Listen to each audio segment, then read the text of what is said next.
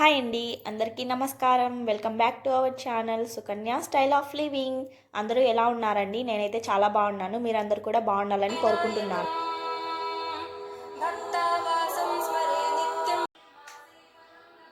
ఇక నేనైతే మార్నింగ్ 6 o'clockకి లేచానండి. లేచిన వెంటనే ఇలా వంట రూమ్లోకి వచ్చి చూస్తే నీట్గా క్లీన్గా ఉంటే చాలా ప్రశాంతంగా ఉంటుంది కదా. ఇక లేచిన వెంటనే దేవుని పాటలు పెట్టేసుకొని అవి వింటూ ప్రశాంతంగా పని చేసుకుంటానండి. ఇక్కడైతే ఇంకా నిన్న నైట్ తోమి పెట్టుకున్న సామాన్లన్నీ ఎక్కడవక్కడ నీట్గా సర్దేసుకుంటున్నాను. మేము డైలీ జావ తాగుతామండి. జావ తాగడానికి ఇంకా ప్రిపేర్ చేసుకుంటున్నాను. 3 స్పూన్స్ రాగి ఫ్లోర్ తీసుకొని లమ్స్ లేకుండా వాటర్తో మిక్స్ చేసుకున్నాను. 2.5 గ్లాస్ వాటర్ని బాయిలింగ్కి పెట్టాను.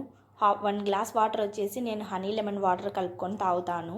ఇంకా 1.5 గ్లాస్తో జావ ప్రిపేర్ చేస్తాను. ఈ క్వాంటిటీ 3 మెంబర్స్కి సరిపోతుందండి. ఇంకా బాయిల్ అయిన వాటర్లో ముందుగా మిక్స్ చేసి పెట్టుకున్న జావ పిండిని ఈ వాటర్లో వేసి మిక్స్ చేశాను. మార్నింగ్ టిఫిన్ కోసము ఇడ్లీ సాంబార్ చేద్దాం అనుకున్నానండి. అందుకోసము 1 కప్పు కందిపప్పు తీసుకొని బాగా కడిగి వాటర్ పోసి నానబెట్టుకున్నాను. అలాగే మధ్యాహ్నం లంచ్ బాక్స్ కోసం అనేసి బియ్యం నానబెట్టి పెట్టుకున్నాను.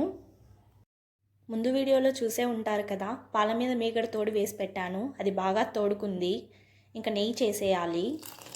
జావలో బెల్లం వేసాను కదండి, బాగా ఉడికిపోయింది. ఇంకా 1 గ్లాస్ కాచి చల్లార్చిన పాలు కూడా వేసి బాగా ఉడకనిచ్చి ఆఫ్ చేశాను. ఇంకా పాలు వచ్చాయి. ఒక గిన్నెలో పాలు వేసి స్టవ్ మీద పెట్టి బాగా కాచి ఆఫ్ చేశాను. ఇక్కడ నేను ఇంకా పని చేసుకుంటుండగా మా హస్బెండ్ మా బాబు లేచేశారు. ఇక్కడ మా హస్బెండ్ అయితే పరుపులన్నీ తీసేస్తున్నారు. ఇంకా నేనైతే వాషింగ్ మిషన్లో బట్టలు వేసి ఆన్ చేసేసాను. పనులన్నీ అయిపోయిన తర్వాత ఇంకా అవి ఆరేయచ్చు కదా అనేసి మిషన్కి బట్టలు వేసిన తర్వాత ఇంకా నేను వెళ్ళి స్నానం చేసి వచ్చాను. ఇంకా స్నానం చేసి వచ్చిన తర్వాత వంట రూమ్లోకి వచ్చి ఇంకా లంచ్ బాక్స్ కోసము అండ్ టిఫిన్ కోసం ప్రిపేర్ చేస్తున్నాను. ఇక్కడైతే ఒక కుక్కర్ తీసుకున్నాను. అందులో నానబెట్టుకున్న కందిపప్పు, 2 టమాటోస్, పచ్చిమిర్చి పసుపు, వాటర్ వేసాను. అది పొంగకుండా కొద్దిగా ఆయిల్ వేసి కుక్కర్ మూత పెట్టేసి స్టవ్ మీద పెట్టేశాను. అండ్ ఇంకా మధ్యాహ్నం లంచ్ కోసము రైస్ పెడుతున్నాను రైస్ కుక్కర్లో. అలాగే కొద్దిగా చింతపండు కూడా తీసుకొని కడిగి నానబెట్టుకున్నానండి సాంబార్లో వేయడం కోసము. ఇక్కడ నేను ఈ పనులన్నీ చేసుకుంటుండగా మా హస్బెండ్ వచ్చేసి ఇడ్లీ పెడుతున్నాడు టిఫిన్ కోసము. ఒక పక్క ఏమో సాంబార్ అవుతుంది, ఇంకో పక్క ఏమో ఇడ్లీ అవుతుంది. ఈ పనులు ఇవి అవుతూ ఉండగా నేనైతే ఇల్లంతా శుభ్రంగా అండ్ ఫాస్ట్గా కసువు ఊడ్చేసుకొని వచ్చేసాను. ఇది అయిపోయిన తర్వాత మళ్ళీ వంట రూమ్లోకి వచ్చేసి ఇంకా మళ్ళీ వంట పని స్టార్ట్ చేశాను. అల్లం వెల్లుల్లి పేస్ట్ రెడీగా ఉంటుంది కానీ అయిపోయింది నా దగ్గర, అందుకు అప్పుడప్పుడు ఫ్రెష్గా దంచుకుంటున్నాను. తర్వాత సాంబార్ తిరువాత కోసం అనేసి ఆనియన్, టమాటా అన్నీ కట్ చేసుకొని చిన్న చిన్న ముక్కలుగా రెడీగా పెట్టుకున్నాను. నేను సాంబార్ ఎలా చేస్తానో చూసేయండి. స్టవ్ మీద పెన్నం పెట్టి ఆయిల్ వేసి ఆయిల్ వేడైన తర్వాత కొన్ని మెంతులు, ఆవాలు, జీలకర్ర అండ్ ఆనియన్ వేసి కొద్దిగా ఫ్రై చేసిన తర్వాత కొద్దిగా ఫ్రెష్గా కరివేపాకు వేసి అది కూడా కొంచెం ఫ్రై చేయాలి సాల్ట్ వేసి. తర్వాత అల్లం వెల్లుల్లి పేస్ట్ వేసి అది కూడా బాగా ఫ్రై చేయాలి. పచ్చివాసన పోయిన తర్వాత టమాటో వేయాలి. టమాటో వేసిన తర్వాత బాగా మగ్గనివ్వాలి. అది మగ్గేలోపు కొద్దిగా టైం ఉంది కదా అనేసి నేనైతే గ్లాస్లో జావ పోసుకొని జావ తాగేశాను.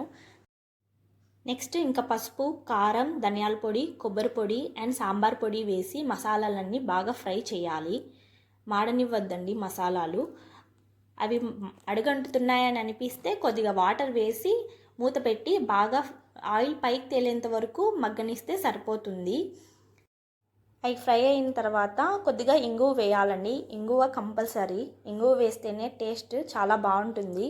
తర్వాత కందిపప్పు తీసుకొని కొద్దిగా సాల్ట్ వేసి బాగా ఎనిపి పక్కన పెట్టుకున్నాను. అందులోనే కొద్దిగా మా యశ్విన్కి కందిపప్పు పేస్ట్ కొంచెం పక్కన తీసి పెట్టుకున్నాను. తర్వాత ఇంకా చింతపండు పులుసు తీసుకొని ఆ కందిపప్పు దాంట్లో వేసుకున్నాను. అది అయిన తర్వాత ఈ మసాలా పేస్ట్ అంతా బాగా ఆయిల్ సపరేట్ అయ్యి బాగా వేగిపోయింది అనేసి అందులో ఇంకా కొన్ని వాటర్ వేసి బాగా మిక్స్ చేసి ఈ కందిపప్పు పేస్ట్లో వేసి బాగా మిక్స్ చేసి సాల్ట్ ఏమైనా తగ్గిందనిపిస్తే ఈ టైంలో వేసుకొని చెక్ చేసుకొని మూత పెట్టేసి బాగా బాయిల్ అవనిస్తే లాస్ట్లో కొత్తిమీర ఉంటే వేసుకోవచ్చు. నా దగ్గర లేదనేసి నేను వేయలేదు. వేస్తే అంతే, రెడీ అయిపోయింది. నెక్స్ట్ ఇంకా మా యశ్విన్కి సాంబార్ చేస్తున్నాను. మిక్సీ జార్లో ఆనియన్, టమాటో, కరివేపాకు అండ్ తెల్లవాయలు వేసి అది పేస్ట్ రెడీగా పెట్టుకున్నాను. తర్వాత పెన్నం పెట్టేసి ఆయిల్ వేసి ఆవాలు, జీలకర్ర, మెంతులు ఇంకా ఈ పేస్ట్ వేసేసి కొద్దిగా అది బాగా ఫ్రై చేసిన తర్వాత పసుపు, కారము, కొబ్బరి పొడి అండ్ ధనియాల పొడి, సాంబార్ పొడి ఇవన్నీ వేసి మసాలాలన్నీ మాడిపోకుండా బాగా ఫ్రై చేసి వాటర్ వేసి ఆయిల్ పైకి తేలేంత వరకు బాగా మగ్గనిచ్చేసాను.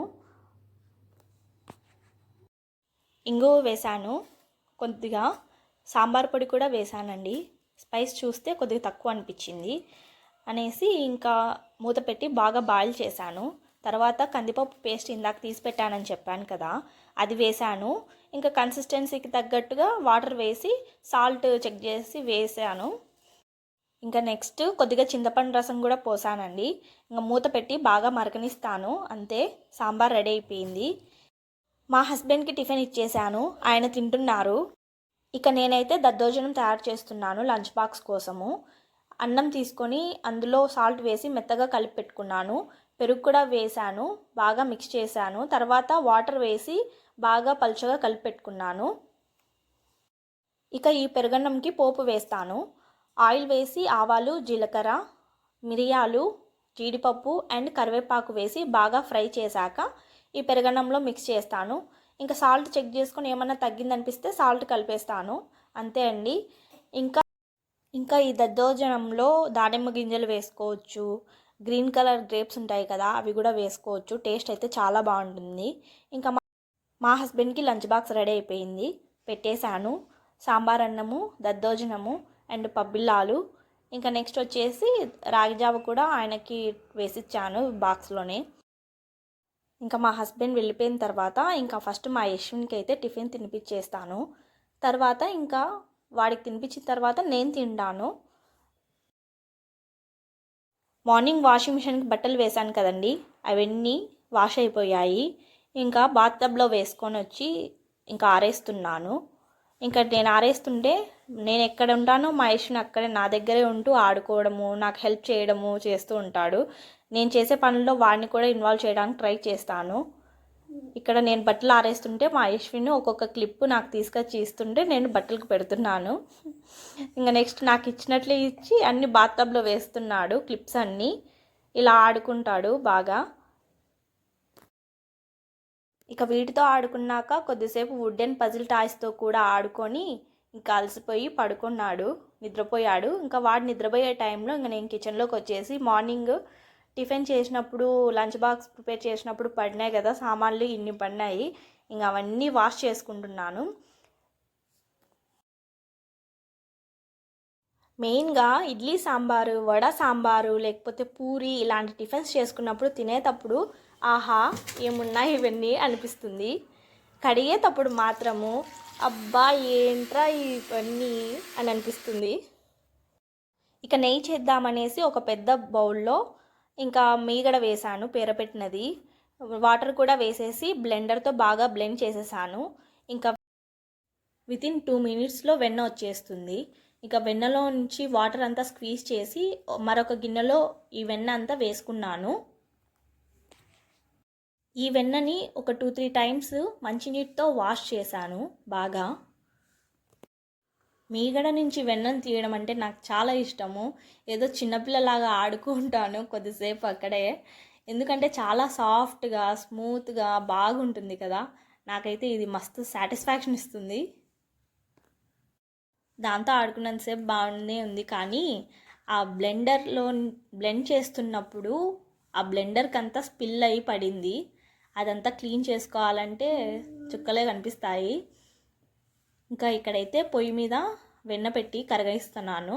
అది కరిగేలోపు ఇంకా బ్లెండర్ మీద అంతా స్పిల్ అయి పడింది కదా, నేను DIY లిక్విడ్ చేసుకున్నాను కదా కిచెన్ క్లీనర్, ఇంకా దాంతో స్ప్రే చేసి ఒక టిష్యూ పేపర్స్ తీసుకొని బాగా నీట్గా క్లీన్ చేసుకొని వెంటనే ఎక్కడి నుంచి తీసానో అక్కడే పెట్టేసుకుంటాను, లేదంటే అదొక అడ్డుగా అనిపిస్తుంది నాకు. ఇక ఇక్కడైతే నెయ్యి తయారైపోయింది. ఇంకా చల్లగా అయిపోయిన తర్వాత వేయింగ్ మిషన్ మీద వెయిట్ చెక్ చేస్తాను ఎంత వచ్చిందనేసి. నాకైతే 300 grams వరకు వచ్చింది. ఇక ఈవినింగ్ షూట్ చేశానండి వ్లాగ్. ఇక్కడైతే ఇంకా మార్నింగ్ ఆరేసిన బట్టలన్నీ తీసుకొచ్చుకొని మడతలు పెట్టేసుకొని ఎక్కడొక్కడ నీట్గా సర్దేసుకున్నాను. ఇక అంతే అండి. ఈ వీడియో మీ అందరికీ ఎలా అనిపించిందో కామెంట్ సెక్షన్లో కామెంట్ చేయండి. మీ అందరికీ ఈ వీడియో నచ్చినట్లయితే లైక్ చేయండి, మీ ఫ్రెండ్స్ అండ్ ఫ్యామిలీ మెంబర్స్తో షేర్ చేయండి, సబ్స్క్రైబ్ చేసుకోండి. పక్కనే ఉన్న బెల్ ఐకాన్ క్లిక్ చేసి ఆల్ క్లిక్ చేయడం ద్వారా నేను వీడియోస్ పెట్టిన వెంటనే మీకు నోటిఫికేషన్ వస్తుంది. సో దట్ మీరు వీడియోస్ మిస్ అవ్వకుండా చూడగలరు. Thanks for watching. Bye YouTube family.